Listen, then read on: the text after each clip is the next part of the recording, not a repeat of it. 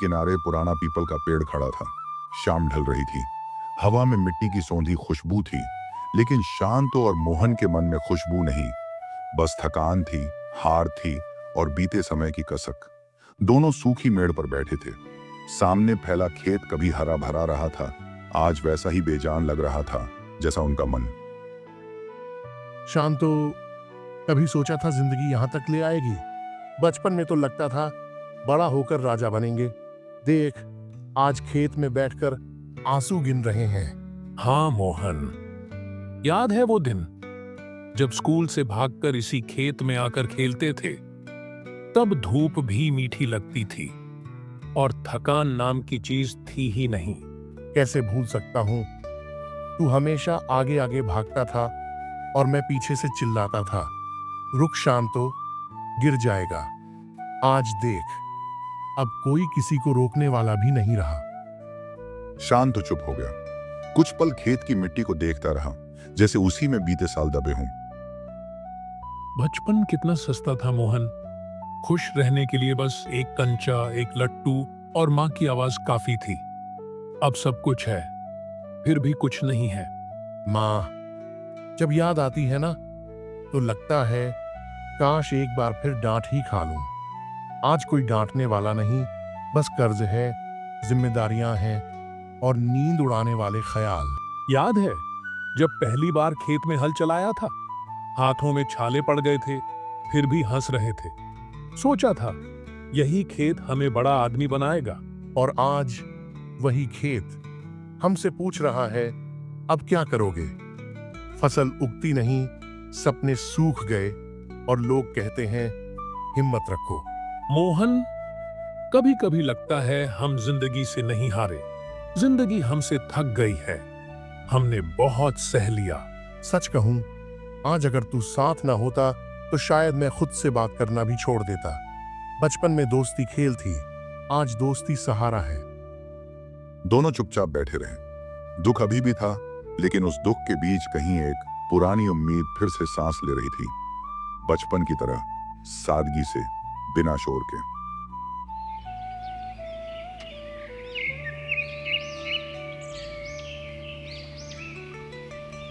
ग्वालमाल गांव का वो छोटा सा कच्चा घर, जिसकी दीवारों में सीलन थी और छत से टपकती उम्मीदें। यहीं रहता था किसान शांतो दास, एक ऐसा आदमी जिसकी जिंदगी से दुख कभी अलग ही नहीं हुआ। उस सुबह भी हालात कुछ अलग नहीं थे। शांतो खेत जाने की तैयारी कर रहा था। घर में पसरी खामोशी किसी भारी बोझ जैसी लग रही थी। सरला, कुछ खाने को मिलेगा क्या? खेत में पूरा दिन लग जाएगा। खाने को? तुम्हें सच में लगता है इस घर में खाने को कुछ बचा है? मैं बस पूछ रहा था, बच्चे भूखे सो गए थे कल। पूछ रहे थे? 2 दिन से चूल्हा ठीक से नहीं जला, बच्चे सूखी रोटियां चबा चबा कर पानी से निगल रहे हैं, और तुम पूछते हो खाना मिलेगा क्या? शांतो की आंखें झुक गईं। वो कुछ कहना चाहता था, पर शब्द साथ नहीं दे रहे थे। मैं क्या करूं सरला? खेत में फसल खराब हो गई, साहूकार का ब्याज बढ़ता जा रहा है। दिन रात बस यही सोचता हूं कि घर कैसे चलाऊं। सरला अचानक उठ खड़ी हुई। उसकी आंखों में आंसू थे, पर आवाज में आग। घर? ये घर नहीं है शांतो, ये तो बस एक इंतजार है। इंतजार उस दिन का जब सब कुछ खत्म हो जाएगा। ऐसा मत बोलो, बच्चे हैं हमारे। बच्चे? हाँ, वही बच्चे जिन्हें मैं रोज खाली पेट सुलाती हूँ। माँ होकर उनसे आंख नहीं मिला पाती। कभी कभी सोचती हूँ, काश मैं मर ही जाती, कम से कम तुम्हारे ऊपर इतना बोझ तो नहीं रहती। ये क्या बोल रही हो सरला? अगर तुम नहीं रही तो मैं कैसे जीऊंगा? बच्चे किसे माँ कहेंगे? माँ? मैं कौन सी अच्छी माँ हूँ? बीमारी में पड़ी रहती हूँ। तुम मेरे इलाज के लिए साहूकार से कर्ज ले आए, और अब वो कर्ज हमारी सांसों से ज्यादा भारी हो गया। मैंने कर्ज तुम्हें बचाने के लिए लिया था। अगर फिर मौका मिले तो फिर वही करूंगा। लेकिन उस कर्ज ने तुम्हें तोड़ दिया शांतो। हर रात तुम करवट बदलते रहते हो, नींद नहीं, बस चिंता सोती है तुम्हारी आंखों में।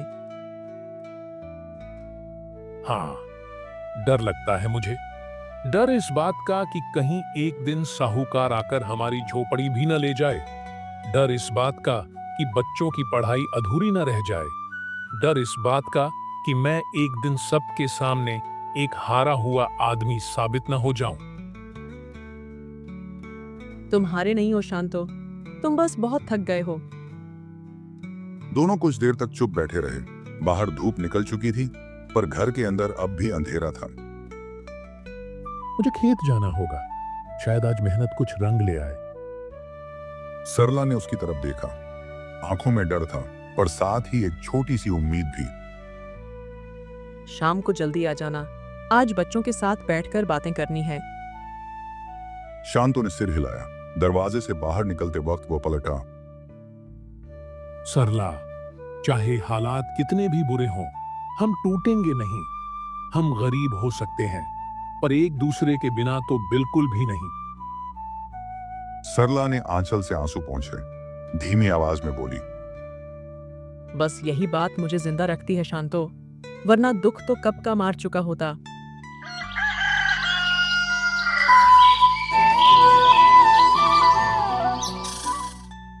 शांतो खेत की तरफ बढ़ रहा था, पैरों में घिसे हुए चप्पल और दिल में एक अजीब सा डर जिसे वो खुद भी ठीक से नाम नहीं दे पा रहा था। रास्ते में अचानक सामने से रामलाल आता दिखा। अरे ओ शांतो, इतनी सुबह सुबह कहाँ निकल पड़ा? कहाँ जाऊं भाई, बस अपनी किस्मत से लड़ने जा रहा हूं। क्यों, क्या हुआ? रामलाल ने इधर उधर देखा, जैसे कोई सुन न ले, फिर फुसफुसाकर बोला। सुना है इस गांव का जो शंकर साहूकार है ना, वो अब पूरा पगला गया है। जिस जिसको पैसे दिए हैं, सबसे जबरदस्ती वसूली कर रहा है। जबरदस्ती? हाँ, पैसा नहीं दिया तो सीधे जमीन, घर, खेत सब कब्जा कर रहा है। लेकिन ये तो नाइंसाफी है। उसने तो सबको समय दिया था ना। समय दिया था, पर असल में ये सब एक साजिश है। वो गरीबों की जमीन हड़पना चाहता है। और सुन, उसने एक पुलिस वाले को भी साथ मिला लिया है, पैसे खिलाकर। ये सुनते ही शांतो जैसे जमीन में धंस गया। कुछ देर दोनों खामोश रहे, सिर्फ हवा की सरसराहट सुनाई दे रही थी। तूने उससे कुछ कर्ज तो नहीं लिया है ना? शांतो की सांस अटक गई। उसने कोई जवाब नहीं दिया, बस निगाहें झुका ली। अगर लिया है तो भाई तू बड़ी मुसीबत में पड़ जाएगा। शांतो कुछ नहीं बोला, धीरे धीरे आगे बढ़ गया, जैसे शब्दों से ज्यादा डर उसके कदमों में उतर आया हो। खेत में पहुंचकर वह मेड़ पर बैठ गया। चारों तरफ फैला सूखा खेत और उसके भीतर फैला उससे भी बड़ा सूना। उसने आसमान की तरफ देखा और खुद से बुदबुदाया, हे भगवान, मैंने ऐसा कौन सा पाप किया है कि हर तरफ से मुसीबत ही मुसीबत दे दी। उसकी आंखें भर आईं।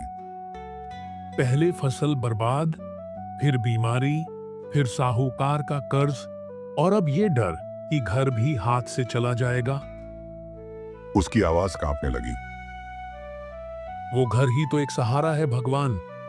अगर वही छिन गया तो सरला, बच्चे, कहां जाएंगे हम? कुछ पल बाद उसने जमीन की मिट्टी मुट्ठी में ली।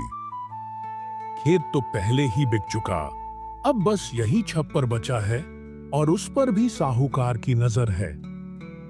उसकी आंखों से आंसू टपक पड़े, बस सिर झुकाकर बैठ गया।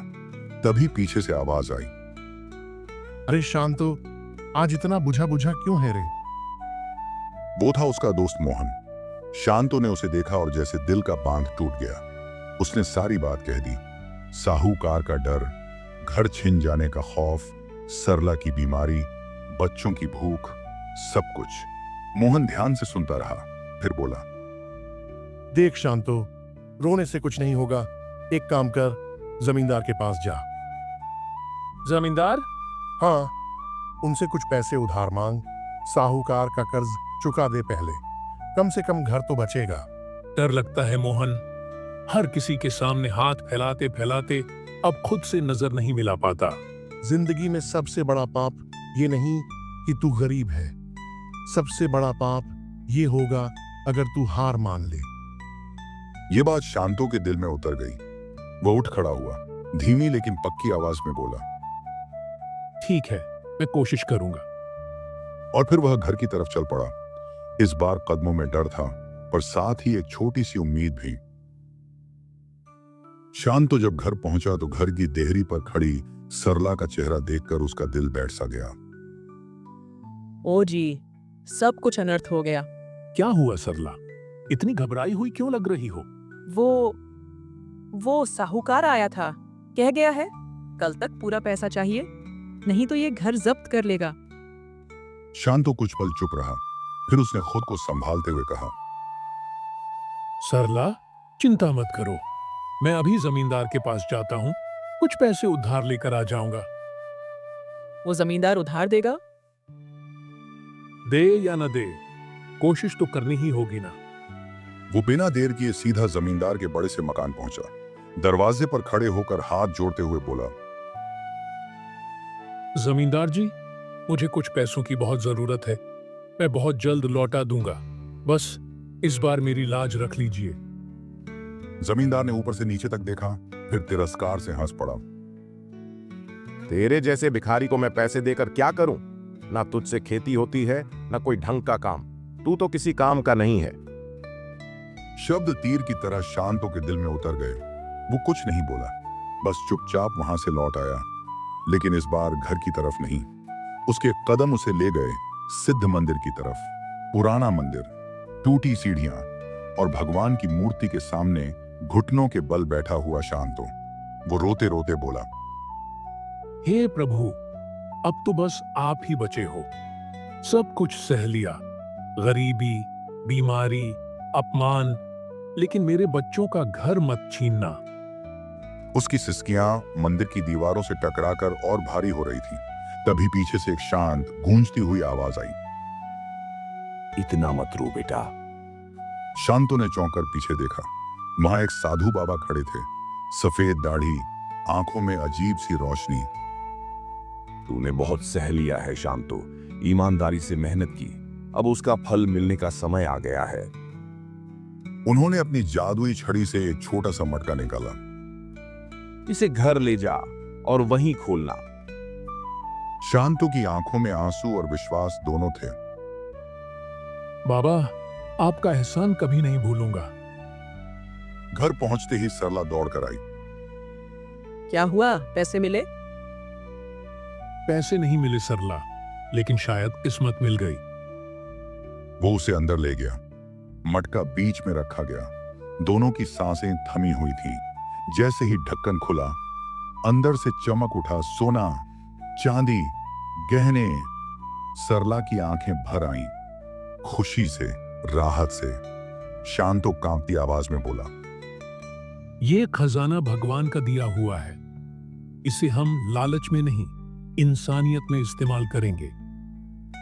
पहले साहूकार का कर्ज चुकाएंगे, फिर बच्चों का भविष्य बनाएंगे, और जो हम जैसा दुख झेल रहे हैं उन गरीबों में भी बांटेंगे। उस छोटे से घर में आज पहली बार सिर्फ अमीरी नहीं, सुकून आया था। और इस तरह जिस शांतो को दुनिया ने हारा हुआ समझ लिया था, वो अपने धैर्य, ईमानदारी और भगवान के भरोसे फिर से खड़ा हो गया। कहानी यहीं खत्म होती है, लेकिन एक सीख छोड़ जाती है। जो आदमी हालात से नहीं टूटता, भगवान कभी उसे खाली हाथ नहीं लौटाता।